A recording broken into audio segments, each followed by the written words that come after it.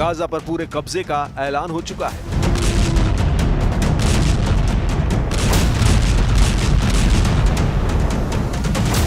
बंधकों की रिहाई होगी या गाजा में भयानक तबाही होगी?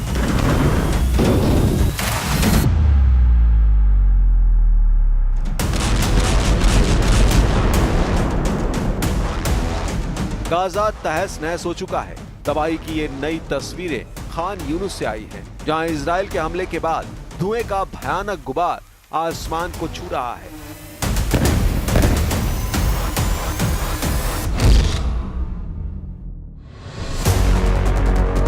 यहां हजारों इमारतें इसी तरह इजराइल के हमलों में जमींदोज हो चुकी है। दावा किया जाता है कि यहाँ सिर्फ 10% जमीन ऐसी बची है जहां इंसान सुरक्षा के लिहाज से अपना सिर छुपा सकता है।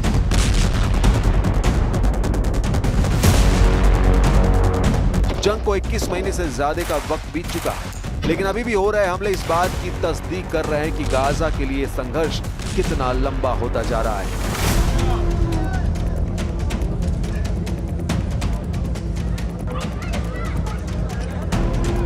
लेकिन इस लंबे युद्ध का अंत कब और कैसे होगा, इसका कोई जवाब न तो नेतन्याहू के पास है और न उनकी वॉर कैबिनेट के पास। इसी बिखरी हुई रणनीति से परेशान होकर इजराइल के chief of staff general Eyal Zamir ने अब मंत्रियों से सीधा सवाल पूछा है, बताइए हम क्या करना चाहते हैं। ये सवाल सिर्फ एक सामान्य सवाल नहीं है, ये उस बेचैनी का इजहार है जो गाजा में हो रहे धमाकों के बीच अब सेना के भीतर भी पनपने लगी है।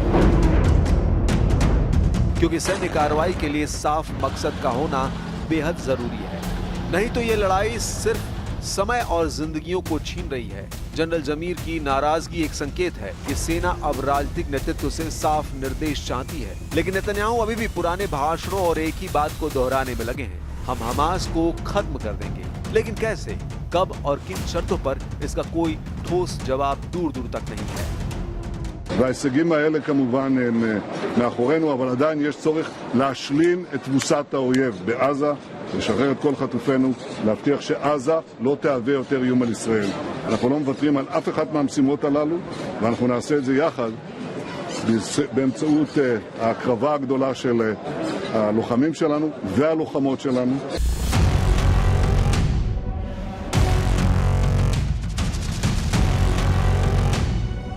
जब से हमास और इस्लामिक जिहाद ने 2 बंधकों के वीडियो जारी किए हैं, इजराइल की आत्मा कांप गई है। उन बंधकों की आंखों में डर, चेहरे पर भूख और आवाज में करुणा थी। वो कह रहे थे, हमें बचा लो। कुछ ही महीनों पहले हमास के कब्जे से आजाद हुए पूर्व बंधक तल शुहाम बताते हैं कि इन बंधकों को किन हालात में रखा गया है।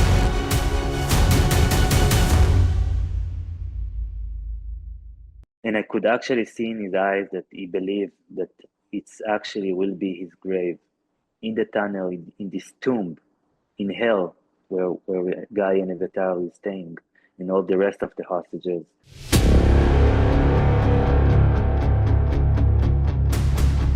इस वीडियो ने पूरे इजराइल को हिला दिया। देश भर में प्रदर्शन हो रहे हैं। बंधकों के परिवार अब नेतन्याहू पर गुस्से में हैं। उनका कहना है, हमारे अपनों की जान बचाइए, चाहे उसके लिए सीज फायर ही क्यों न करना पड़े। लेकिन नेतन्याहू कह रहे हैं कि इन वीडियो ने उनके इरादे को और मजबूत किया है। मतलब हमास के खिलाफ लड़ाई और तेज होगी, फिर भीषण बमबारी होगी, फिर गाजा पर सीरियल स्ट्राइक होगी। लेकिन सवाल ये है कि इस इरादे की कीमत क्या है? अगर बंधक मर गए तो फिर क्या बचा?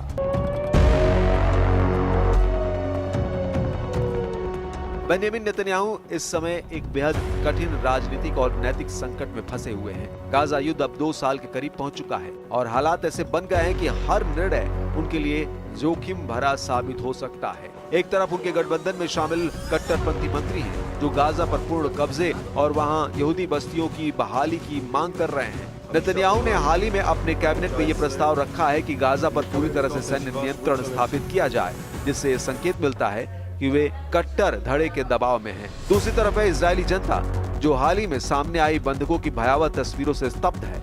इन तस्वीरों में बंधक बेहद कमजोर और कुपोषित दिख रहे हैं, जिससे जनता का गुस्सा और चिंता दोनों बढ़े हैं। बंधकों के परिवारों और आम नागरिकों की मांग है कि सरकार युद्ध विराम की दिशा में कदम उठाए और बंधकों की सुरक्षित वापसी सुनिश्चित करे। तीसरा दबाव है अंतर्राष्ट्रीय समुदाय का, जो अब इस लंबे युद्ध से थक चुका है। संयुक्त राष्ट्र और कई देशों ने गाजा में भुखमरी और मानवीय संकट को लेकर इजराइल की आलोचना की है। रिपोर्ट के अनुसार गाजा में कुपोषण और भुखमरी से मरने वालों की संख्या लगातार बढ़ रही है। अमेरिका, यूरोपीय संघ और अन्य देशों ने नेतन्याहू से युद्ध विराम और मानवीय सहायता की अनुमति देने की अपील की है। इस त्रिकोणीय दबाव के बीच नेतन्याहू की स्थिति बेहद नाजुक हो गई है।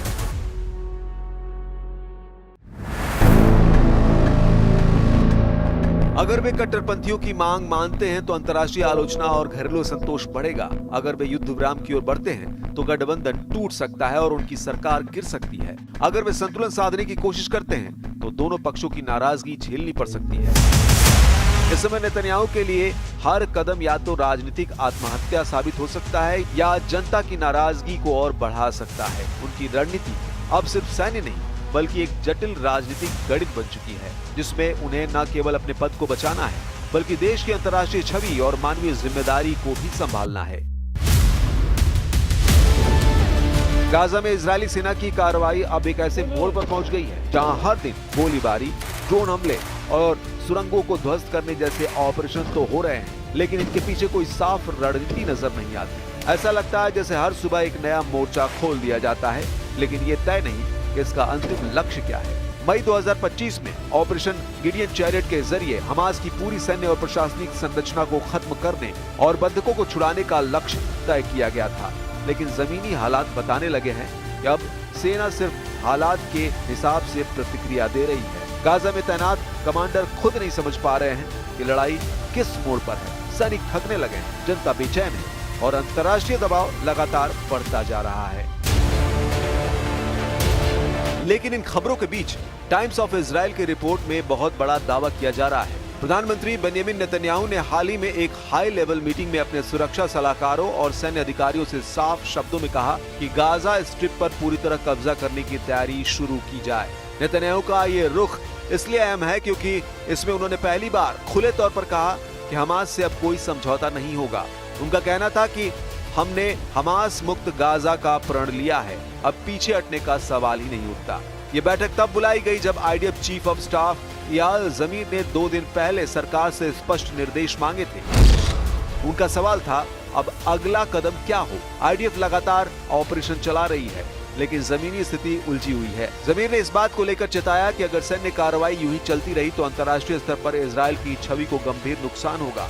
उनका सीधा संकेत था कि अब मशीनरी युद्ध को बंद कर कोई स्पष्ट राजनीतिक दिशा तय की जानी चाहिए।